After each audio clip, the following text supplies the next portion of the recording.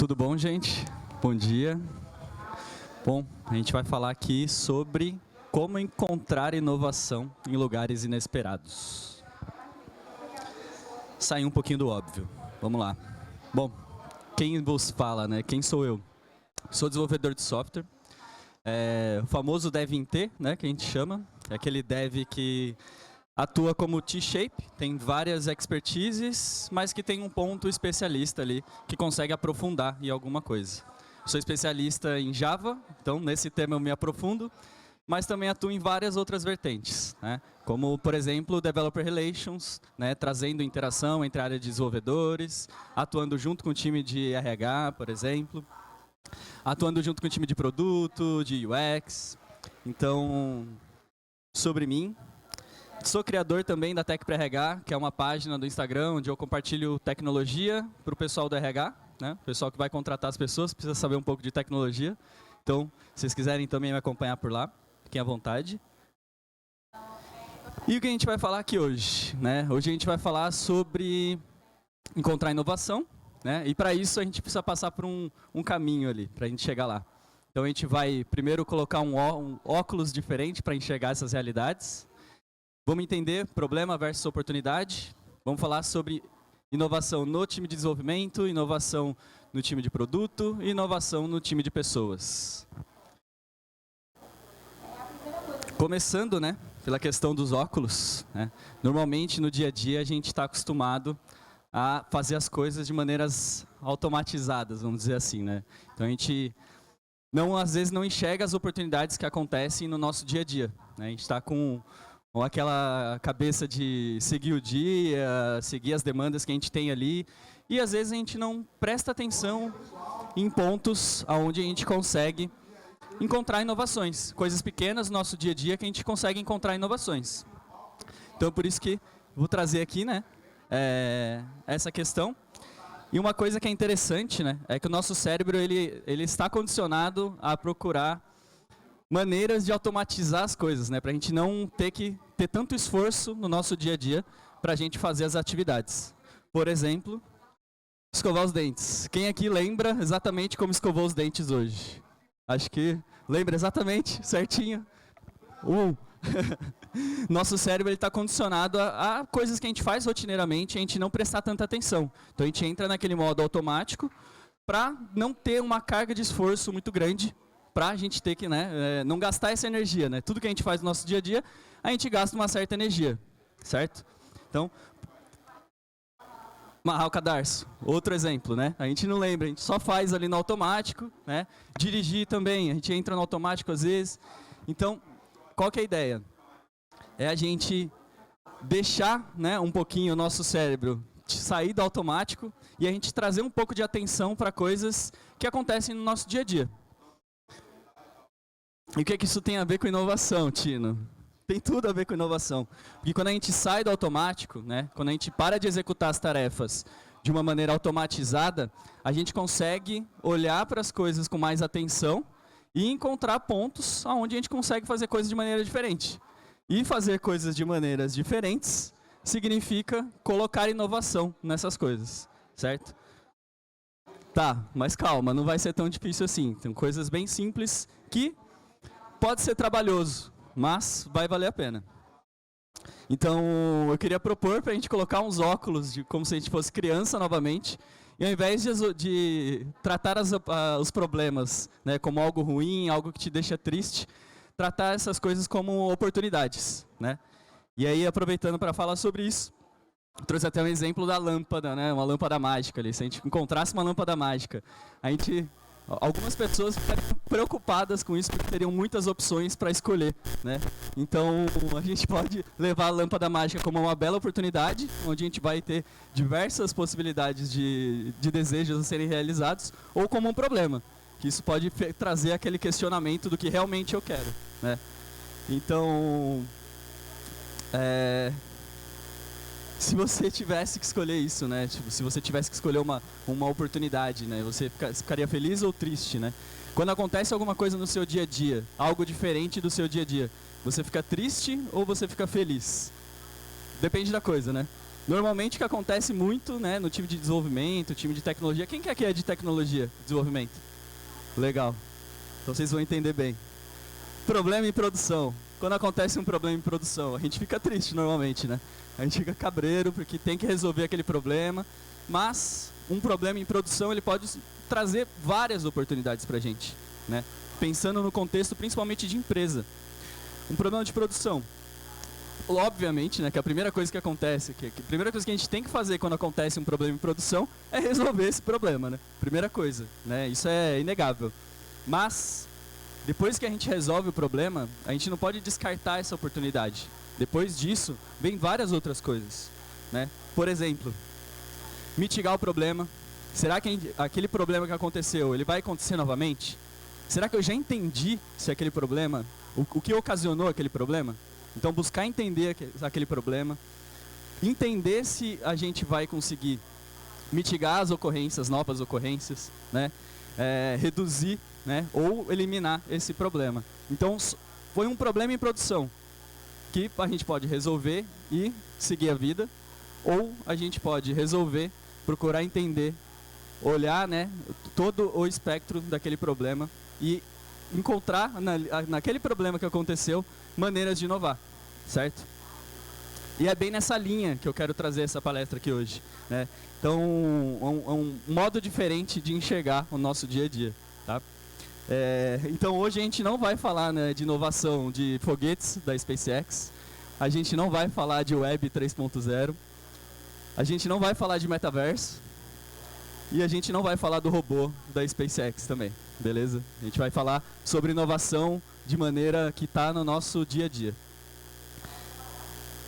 Falar sobre a vida real, né? Problemas de build, problemas de testes na nossa empresa e problemas de processos, tá bom? Então é disso que a gente vai falar aqui hoje. Começando por esse livro fictício, né? Que o time de desenvolvimento já conhece, Extreme Go Horse, né? O Extreme Go Horse, ele nada mais é do que, para quem não conhece, né? Nada mais é do que aquele modo aleatório de fazer as coisas, aquele modo sem compromisso, aquelas coisas que...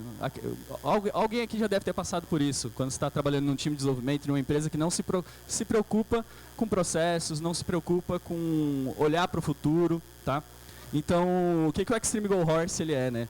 É aquele tipo, chegou a demanda, faz, não importa, né? Dá para resolver com uma gambiarra? Então vamos resolver com uma gambiarra. Que mais? Várias coisas assim que não olham para o espectro todo, não se preocupam com o espectro todo do desenvolvimento, de um time de tecnologia. Então, é nessa linha que a gente vai seguir aqui, olhando para coisas que acontecem assim, mas que a gente pode burlar, né? A gente pode se preocupar com mais carinho. E o que o Extreme Go Horse ele não trata, né? Ele não olha para previsibilidade, né? Ele traz incerteza para o time, preocupação, né? O que seria, né?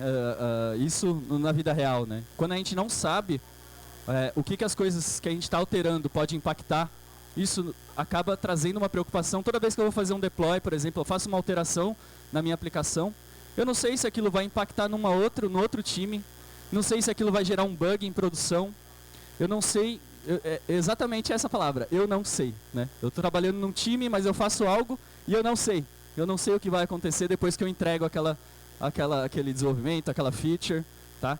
Então, a previsibilidade, né, ela traz para a gente uma segurança, um conforto e faz com que a gente consiga focar no que mais importa dentro de uma empresa de tecnologia, que é o negócio, né? Então a gente consegue focar no negócio, evoluir o negócio e entregar valor para o cliente, tá? É isso que importa, é para isso que o time de tecnologia ele existe, beleza? E outra coisa, né? Quando a gente está trabalhando sem essa noção de futuro, sem previsibilidade, a gente não consegue olhar o ponto de chegada, né? Principalmente falando aqui para quem trabalha na liderança dos times de tecnologia. Se a gente não consegue falar para o nosso time qual é o ponto de chegada, qual é o resultado que meu time tem que entregar, eu estou mandando meu time correr, eu estou mandando as pessoas correrem numa corrida que não tem ponto de chegada. Então as pessoas elas não sabem para onde elas estão indo. É como se eu estivesse correndo incessantemente, só que eu não sei qual que é a linha de chegada. Então, a gente está cada um correndo uma corrida, só que isso, o que acontece? O time ele acaba que não tem entrosamento, a gente não consegue entregar um resultado de valor para a nossa empresa, porque está cada um correndo uma corrida individual. A gente não está correndo uma corrida em grupo. Então a gente não vai conseguir entregar um grande valor para a nossa empresa. Né? E queria trazer uma história aqui para vocês sobre um livro chamado, 2 livros aliás, chamado O Projeto Unicórnio e o Projeto Fênix. E o legal desse livro é que ele fala sobre uma história caótica de uma empresa de tecnologia. É um romance, tá, gente? Mas é um romance de tecnologia. Então, é bem legal. Ele fala sobre uma história caótica de uma empresa de tecnologia, que eles precisam inovar, eles estão ficando para trás pelos concorrentes, eles precisam inovar, só que eles construíram um sistema extremamente acoplado, um sistema que eles não têm previsibilidade do que está fazendo, quais são as alterações que estão acontecendo ali. Então, um time entrega uma demanda, só que isso acaba impactando em outro time. Então gera uma briga entre os times, gera uma insatisfação, porque às vezes as coisas vão para a produção, os times entregam as features, só que chega lá, tem que reverter tudo. Então nada mais triste, né, para um time de desenvolvimento, quando você faz alguma coisa e aí você tem que tirar essa coisa de produção, né? Ou você nem chega a colocar aquilo que você fez em produção, né? Então, e eu queria falar um pouquinho mais sobre essa palavra, né, acoplamento. Acoplamento, né, para quem não sabe exatamente o que é quando as coisas estão amarradas, tá? Por exemplo, vamos pensar que a gente tem aqui um sistema que tem compras e tem estoque, né? E aí eu estou desenvolvendo uma funcionalidade pro sistema de estoque. E aí o que acontece? Eu faço uma alteração nesse sistema de estoque e de repente eu coloquei essa alteração em produção. E, de repente, meu sistema de compras parou de funcionar. Ou seja, eu não tenho a previsibilidade, eu não tenho a noção do que eu estou mexendo está impactando em outro time. Ou seja, isso está gerando um acoplamento entre os meus 2 sistemas. Os meus 2 times eles vão ter que conversar mais, eles vão ter que estar mais inteirados do que eles estão fazendo para conseguir entregar uma funcionalidade que não impacte em nada. Né? Acoplamento, normalmente, tende a dar mais problemas. Tá? Quanto mais acoplamento eu tenho, mais problemas eu tenho. E por que eu estou falando de acoplamento, né? Novamente, por causa da previsibilidade. Se eu não tenho previsibilidade, eu acabo impactando em coisas que eu não tenho noção, eu não tenho visibilidade. E é daí que a gente começa, né, aonde a gente pode inovar. Primeiro lugar onde a gente pode inovar. Mas antes disso eu queria falar sobre os 5 ideais que esse livro ele trata, tá? Que a gente vai ver no decorrer dessa palestra sobre esses 5 ideais. Primeiro ideal, localização e simplicidade. Segundo ideal, foco, fluxo e felicidade. Terceiro ideal, aprimoramento do trabalho diário. Quarto ideal, saúde mental, super necessário. E o quinto ideal, foco no cliente. Então vamos lá. Primeiro lugar onde a gente pode inovar, documentações. Tenho certeza que alguém aqui já entrou num time e não sabia por onde começar o trabalho, né? Primeiro lugar ali, quando a gente entra numa nova empresa, é ser aquela pessoa chata que fica cutucando o amiguinho do lado, que já está na empresa há uns 3, 4 anos, e fala, cara, como é que eu começo? O que eu faço aqui que eu não tenho ideia de onde começar? A minha aplicação, enfim, eu não sei onde mexer nessa aplicação, como as coisas funcionam aqui. Com certeza alguém aqui já passou por esse problema. E esse é o primeiro lugar onde a gente pode inovar, né? Várias empresas não se preocupam com documentação. E documentação é um ponto quase que obrigatório. A gente ter uma documentação que seja simples, gente, mas que a gente consiga entregar na mão de alguém que está chegando no time para resolver um problema. Ou quando eu vou mexer num sistema e esse sistema não faz parte do meu escopo, né? Que nem a gente falou ali, a gente tem o time de estoque e tem o time de compras. Eu vou fazer uma alteração ali no meu sistema de estoque, né? Vamos pensar que a gente está lidando com acoplamento. Eu vou mexer no sistema de estoque, desculpa, mas isso vai impactar no time de compras. Então eu vou ter que, consequentemente, mexer no sistema de compras. Só que eu atuo no time de estoque. Eu não sei como o sistema de compras funciona. Uma documentação ia resolver o meu problema. Que fosse simples. fosse uma documentação que eu conseguisse saber como baixar aquele projeto, como iniciar aquele projeto e como encontrar os pontos principais de alteração daquele projeto. Isso já faria com que a gente conseguisse resolver o problema de impacto no outro time. Então a documentação é algo que é simples, mas que já faria um grande resultado dentro do time e dentro da empresa. Tá? Então o primeiro ponto de inovação que a gente consegue fazer é documentação. E documentação, gente, não precisa ser aquela documentação de projeto open source, super elaborado, com um layout gigantesco, com vários links. Não, não precisa.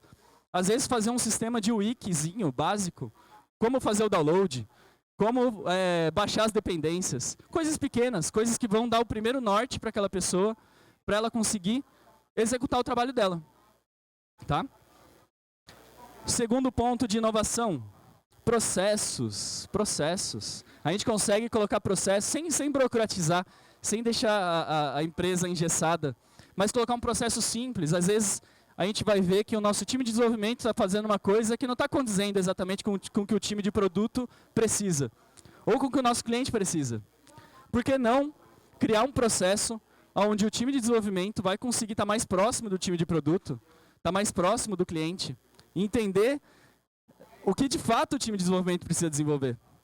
Né? Então a gente cria um processo onde as pessoas consigam trabalhar juntas, desde o começo, entendendo as demandas. Né? Então um processo às vezes de verificação. Eu estou passando ali por um problema no meu time, onde a gente está entregando muito bug em produção. Eu já passei por isso. Qual foi o processo que eu implementei para resolver isso? Code review. Aí eu coloquei uma revisão de código, pelo menos 2 pessoas precisavam revisar o código que a pessoa X desenvolveu, para que aquilo fosse para a próxima fase do processo. Então, eu faço o meu time ficar mais próximo, eu faço as pessoas começarem a trocar conhecimento, porque a partir do momento que eu coloco um code review, eu estou colocando pessoas mais experientes para revisar o código, e estou colocando pessoas que não têm tanta experiência para desenvolver, ou também para revisar aquele código. E aí as pessoas vão estar próximas, vão estar entendendo a visão uma da outra, trocando conhecimento, e eu vou estar mitigando um problema grande, que é entregar bug em produção. Então, processos, às vezes eles são pequenos, mas eles dão um grande resultado. Né? E aqui a gente pode entrar em diversos processos, mas a gente vai falar mais para frente também sobre o processo de entrega do software. Né? Então, os processos, eles conseguem mitigar problemas e trazer inovação também. Tá? A partir do momento que, por exemplo, eu trago o time de desenvolvimento para trabalhar junto com o time de produto, desde o começo da concepção daquele produto, eu posso olhar para aquilo, por exemplo, eu estou ali trabalhando no time de desenvolvimento, e aí a gente vai fazer uma reunião para desenvolver um produto novo. Meu time de UX faz... Tem alguém de UX aqui? Bem na hora. Meu time de UX faz aquela interface linda, maravilhosa, mas que para a gente desenvolver vai ser muito difícil. E a gente já tem alguns componentes já prontos, que já podem resolver aquele problema, mas que não são exatamente aqueles componentes que o time de UX desenvolveu.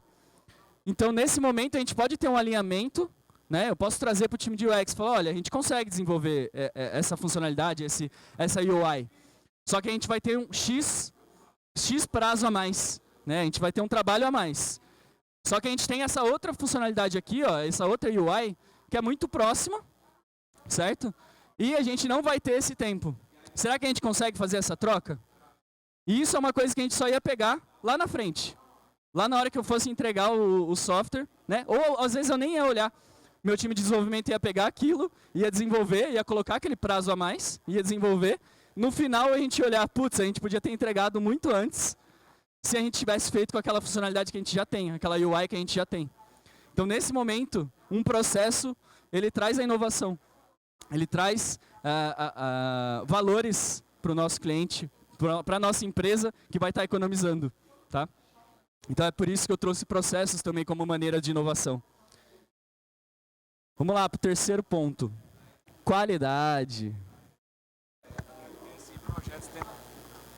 É porque em projetos tem a questão das lições aprendidas. Eu acho que o ponto mais importante que eu vejo nessa questão dos processos é como registrar as lições aprendidas, né? Por exemplo, você fez uma funcionalidade, aí você registrar as lições aprendidas no desenvolvimento daquela funcionalidade, para que os times que forem desenvolver mais para frente possam ter uma biblioteca, ou as pessoas se conectarem sabendo quem fez o quê, né? Não sei se faz sentido. Totalmente, totalmente, né? As lições aprendidas, elas entram até naquele primeiro ponto de inovação, documentação.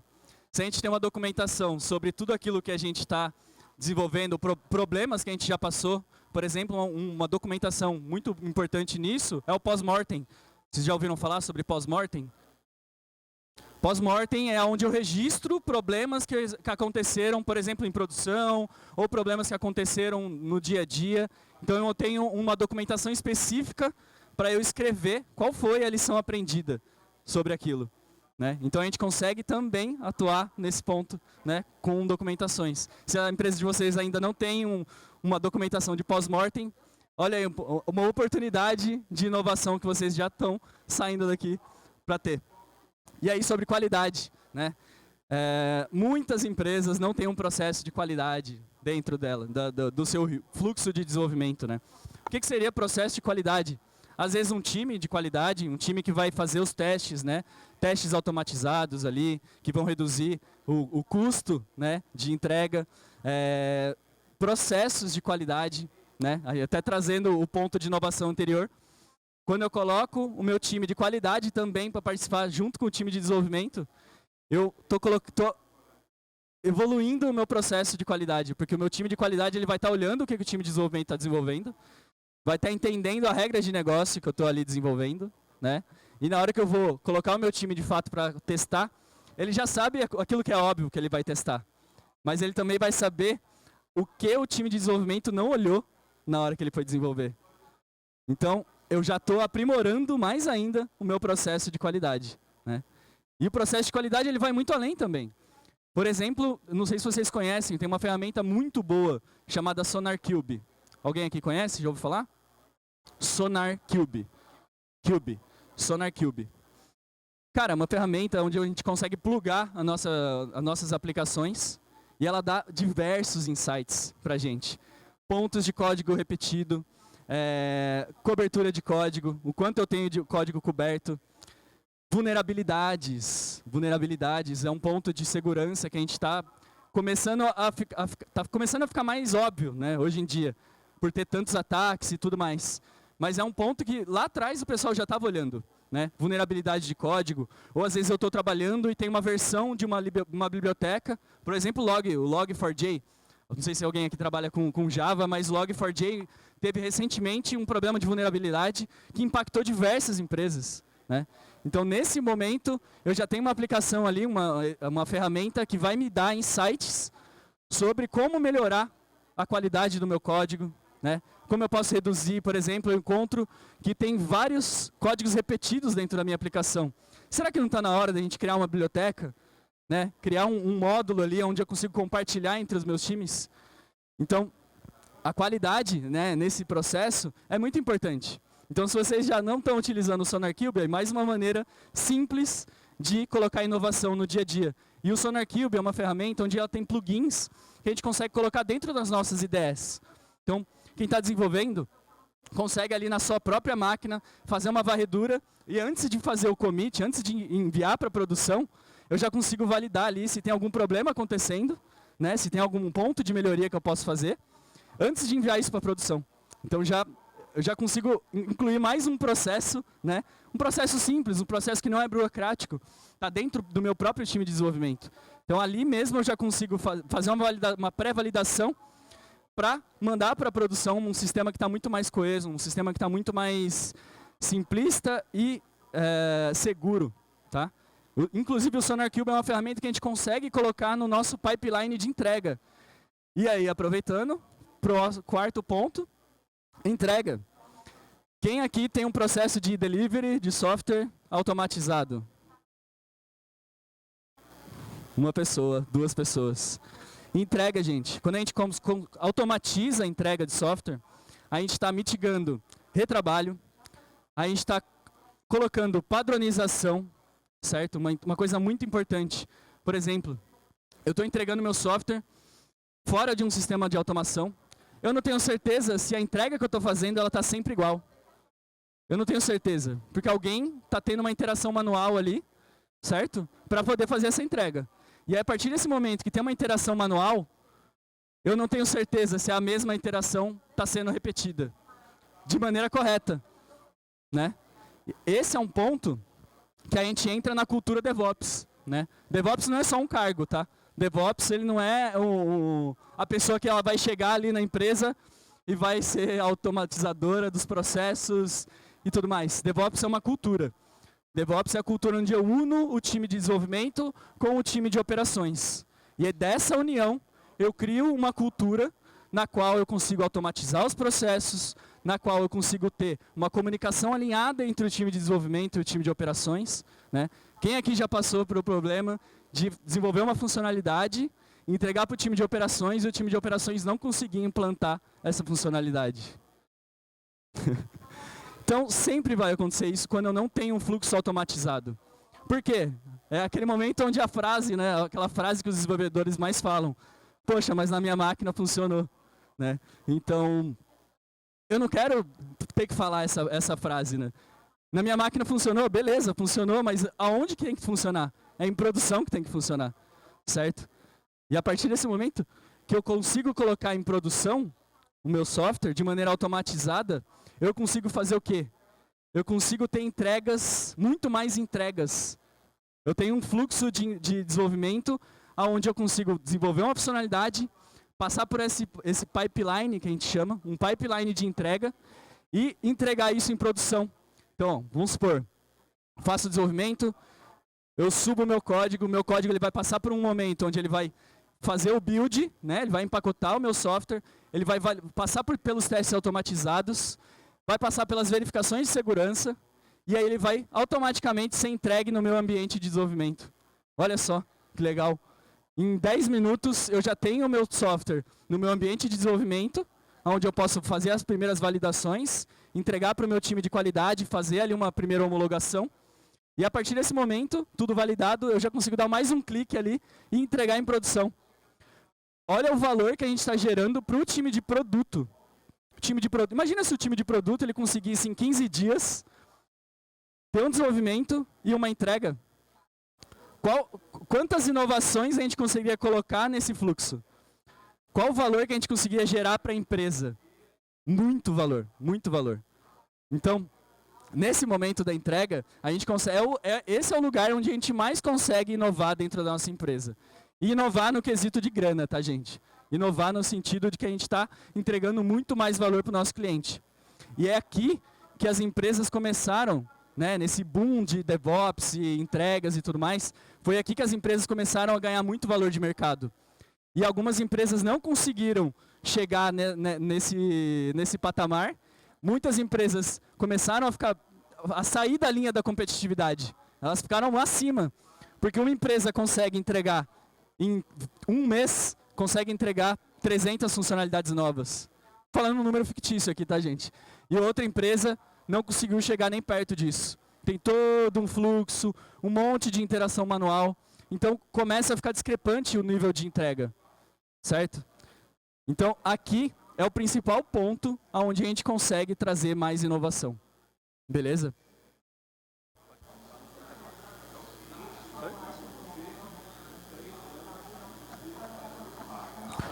Bora para o time de produto, então, falar um pouquinho do time de produto. Usuário. Quando a gente está, né, olhando para o time de produto, a gente tem que estar próximo dos usuários, certo?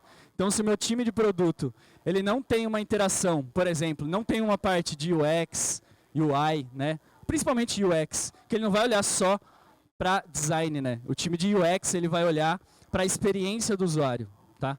Então, quando eu estou falando da inovação em usuário, né, no time, dentro do time de produto, eu estou falando do quê? Eu estou falando de criar uma área dentro da empresa, né, dentro do meu time de produto, que vai estar se preocupando como o usuário está entendendo o software que a gente está entregando. Será que eu estou focando na persona correta? Será que as funcionalidades que eu estou desenvolvendo fazem sentido de fato?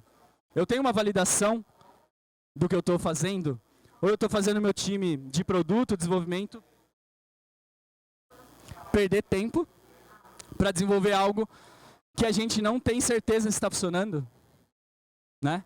E aí a gente entra até no outro ponto do time de produto que a gente pode inovar, teste AB.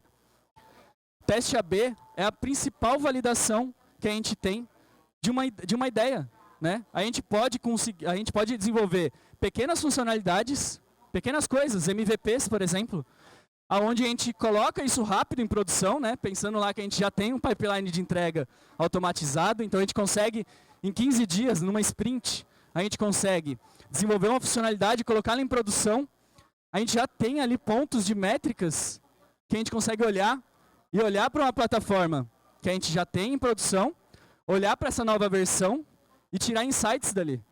Fazer um teste AB. Fazer um teste onde eu consigo olhar para A, olhar para B e ver se B já está dando resultados. Ou a gente pode descartar aquela ideia. Já não faz sentido. Em 15 dias eu validei a minha ideia, não faz sentido, não deu resultado. Ou eu posso melhorar aquela funcionalidade. Opa, eu olhei ali que teve uma interação, as pessoas se interessaram, mas não foi como eu esperava. Então volta para dentro de casa aqui, vamos melhorar isso aqui, vamos subir de novo. E quando eu falo teste AB, eu não estou falando para você colocar uma coisa que é incerta em produção para todos os seus usuários. Eu estou falando de um teste que tá focado em, sei lá, uma porcentagem de usuários, né? Eu consigo colocar isso para 30% dos meus usuários, validar se aquilo está tendo um resultado, e aí sim eu faço, né? Eu preparo dentro de casa ali para eu subir aquilo para todos os meus usuários. E aí eu consigo ter validações, consigo fazer com que o meu time de produto ele perca um tempo olhando para uma funcionalidade de maneira aprofundada, mas sabendo que aquilo vai dar um resultado. Sabendo que aquilo vai ter uma entrega de valor de fato. Data-driven, né? Data-driven. Eu tenho informações, todo mundo aqui que trabalha com desenvolvimento de software, produto, tem várias informações que estão na nossa base de dados, que estão nos logs das aplicações. Só que a gente está usando esses dados? Será que o nosso time de produto ele está, de fato, olhando para isso na hora de desenvolver uma nova funcionalidade? Né? Então, data-driven é esse pensamento, pensando em dados. Trazer esse pensamento para o nosso time de produto é uma maneira de inovar. Trazer ferramentas onde o time de produto consiga acessar esses dados. Né? Eu tenho ali plataformas onde eu consigo tirar todos os meus insights. Obviamente que isso aqui, gente, é um ponto de inovação que vai trazer um pouco mais de trabalho, porque eu vou ter que ter pessoas focadas em pegar esses dados todos, colocar numa plataforma específica para o meu time conseguir consumir isso. Vou ter que treinar o meu time para o meu time conseguir tirar essas informações para conseguir implantar. Mas a gente vai estar fazendo o quê? A gente vai estar economizando tempo e com o tempo economizando dinheiro, certo? Porque se eu estou olhando para todos os meus dados e eu estou encarando isso como uma mina de ouro que está ali guardada. Dados hoje em dia é uma mina de ouro. Não é à toa que a área de dados está crescendo gigantescamente e as empresas estão focando muito nisso. Não é à toa, porque os dados eles são o próximo passo para a empresa, né? Então eu já tenho todas as informações dos meus usuários, já tenho as informações de acesso deles, tá? Obviamente, né, levando em conta questões legais, não vamos infringir nenhuma questão legal, mas é isso, é olhar para os dados como uma oportunidade de melhoria do processo, de melhoria de entrega, tá? Então, um outro ponto muito importante de inovação é data-driven. E aí, olhando para pessoas, né, a gente não pode deixar a área de pessoas de lado. Plano de carreiras. Todas as empresas já têm plano de carreiras? Não, não tem. Esse é um ponto onde a gente pode inovar.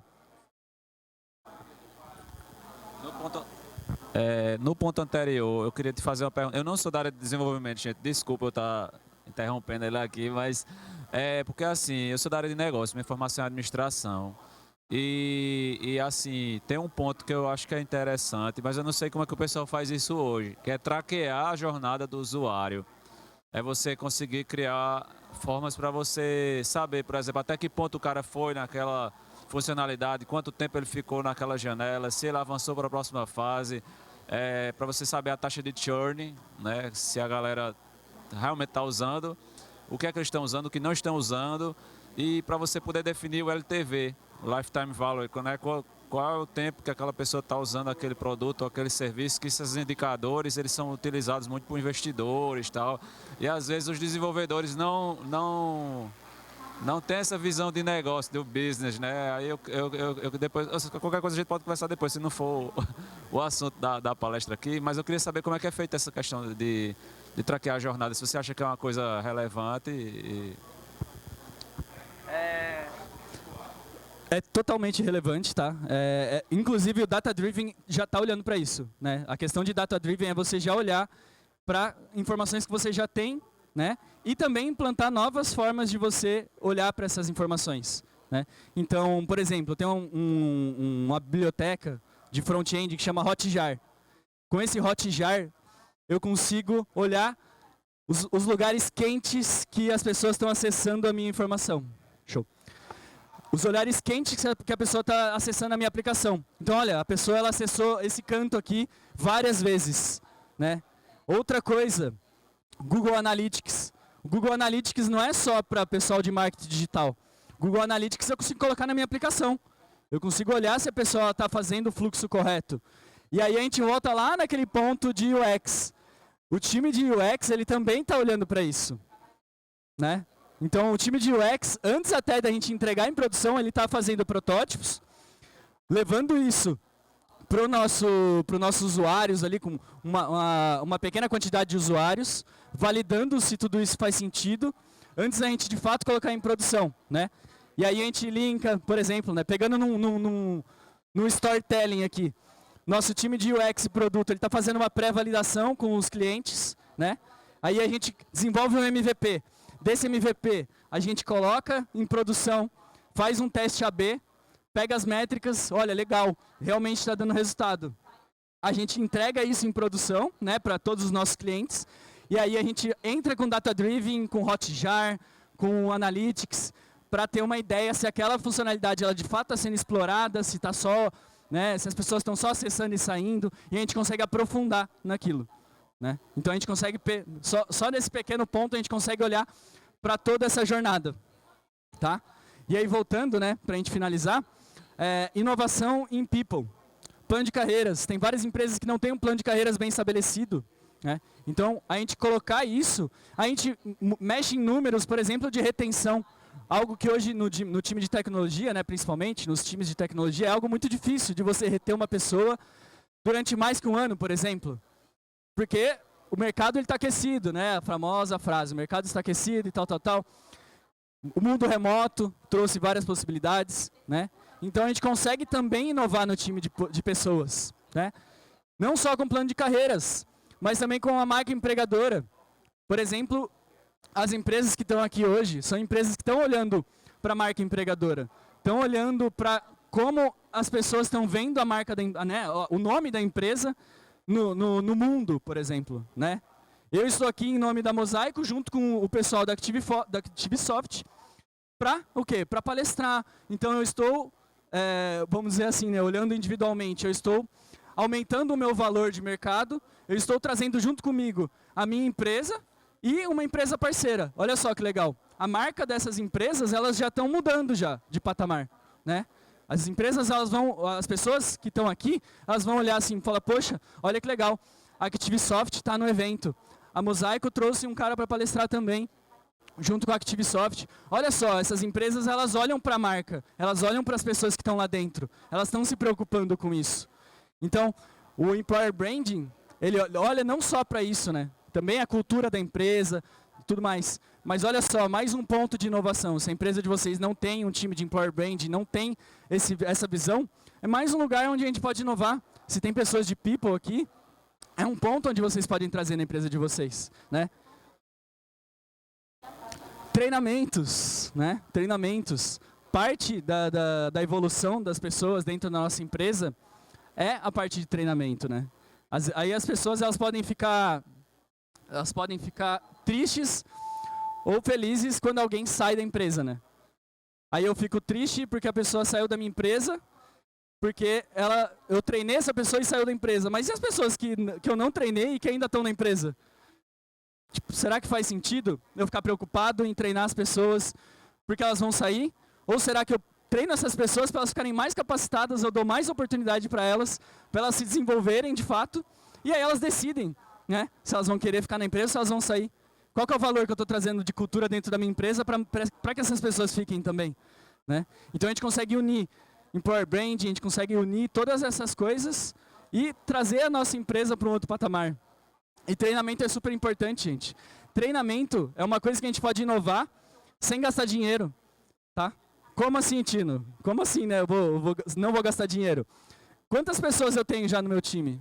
Quais expertises estão dentro da minha empresa que eu não estou compartilhando? Também é um dinheiro que está na mesa, né? Eu consigo, por exemplo, juntar as pessoas semanalmente. Isso é uma coisa, como Developer Relations, isso é uma coisa que eu fiz dentro da minha empresa. Semanalmente a gente abriu um Atalk, onde a gente simplesmente, olha que simples, semanalmente a gente se encontra num link específico para cada um traz um link, uma inovação, uma notícia que aconteceu no mundo de tecnologia, e aí a gente compartilha, troca ideias sobre isso. Ninguém se programa para isso. Eu sou a pessoa responsável para ficar puxando ali as pessoas, incentivando e tudo mais. Mas eu nem me preocupo com isso. Por quê? Na minha rotina de trabalho, eu já olho para blogs, para coisas, procurando inovações. Então já faz parte do meu dia a dia. Eu acesso Dev2, acesso o LinkedIn, onde vão ter também pessoas compartilhando, acesso o Twitter, onde já vai ter notícias rolando. Essas notícias que estão rolando, eu guardo, salvo no meu favoritos. Na quinta-feira, onde a gente tem essa reunião, eu compartilho com o time. E eu troco ideia sobre isso. Teve um evento desse, né? Teve uma reunião dessa que eu estava compartilhando, que a Amazon trocou o algoritmo de compactação deles, de gzip para um outro algoritmo de compactação. E eu falei isso totalmente despretensioso. E tinha uma pessoa dentro do time de tecnologia, da Mosaico, que era apaixonado por algoritmos de compactação. Eu não fazia ideia de como funcionava um algoritmo de compactação, sendo bem sincero.